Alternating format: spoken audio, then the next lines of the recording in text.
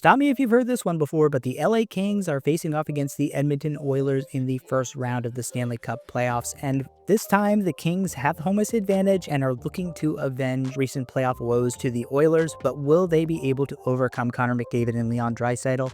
Let's dive into it. Starting with offensive production, and while the Edmonton Oilers have scored 10 fewer goals at 5v5 than the LA Kings, their expected goals for is one of the highest of any team in the NHL. Third highest, in fact, of all teams in the NHL. They have just been getting unlucky / out goalied at 5v5, but with all the talent that they have, the goals have got to start falling at some point. Obviously, you have McDavid and Draisaitl. Draisaitl is going to be up for MVP consideration with his 50-goal, 100-point season. McDavid is going to hit probably 100 points this year as well. You have Evan Bouchard put up 67 points this season, and Ryan Nugent-Hopkins right around the 50-point mark. And while it was a step back year from Zach Hyman, 27 goals and 44 points is still nothing to sneeze at. The big concern for me from the Edmonton Oilers standpoint is their depth scoring. You would like to get a little bit more productivity out of guys like Corey Perry, Jeff Skinner, especially Victor Arvidsson and Adam Henrique. And my hope is that in the playoffs, those guys will be able to find the extra gear thanks to their experience. On the LA Kings side, they just are not as top heavy as the Edmonton Oilers. Their leading point getter is Adrian Kempe with 35 goals and 73 points.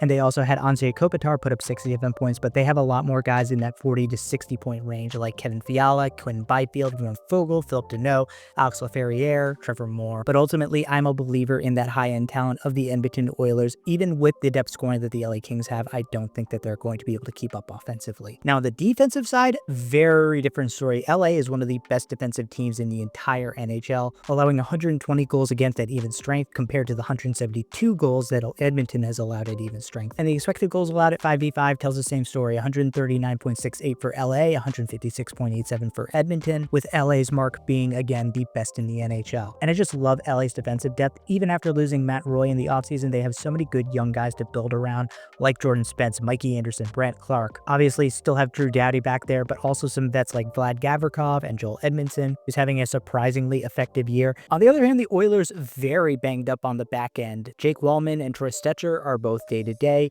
and obviously the biggest loss, Mattias Ekholm, will miss the first round of the playoffs. And on a lineup that's already very thin with guys like Cam Dineen, Brett Kulak, Josh Brown, Ty Emberson playing big minutes along with Evan Bouchard, it is going to be very tough for them to withstand the LA Kings. Just top to bottom, I think the LA Kings have built an exceptional defense, and that has helped their goaltending out a great deal. While I was quick to say goodbye to Darcy Kemper as a Caps fan, I can't deny that he has been incredibly effective for the Kings in net. A .922 save percentage and a goal saved above expected of .454 per 60, both very solid and respectable numbers. And honestly, he didn't even have to put up numbers that good in order to beat out what Edmonton has. Once again, the Oilers' goaltending is going to be their Achilles heel. A 90 save percentage for Calvin Pickard, .894 save percentage for Stuart Skinner, neither of them having a positive goal saved above expected per 60. So the goaltending is not only going to help the LA Kings, it's going to actively hinder the Edmonton Oilers. It's going to be something they have to overcome.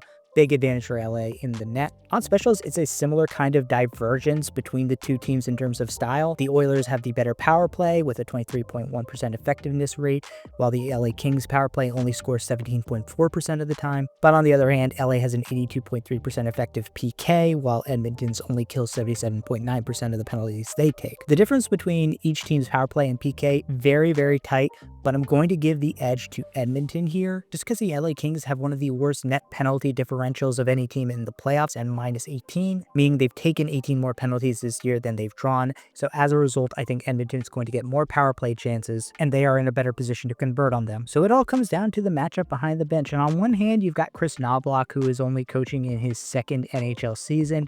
Of course, his first NHL season was very good as he took the Edmonton Oilers all the way to the Stanley Cup Finals. So not a lot to draw on, but Jim Hiller also doesn't have a whole lot of head coaching experience. Only his first season coaching the LA Kings, and last year he only managed a first round exit. So I kind of by default have to give the advantage to Chris Knobloch, but I can't deny that Hiller's done a very good job this year, getting a lot out of this LA Kings team. So this one's a very close lean towards Edmonton. As a result, my prediction is that the Edmonton Oilers will once again prevail in 7 games over the LA Kings. Even without Ekholm in the first round, I think the Edmonton Oilers just have so much firepower with guys like McDavid, Draisaitl, Bouchard on the back end. I think that will ultimately win out.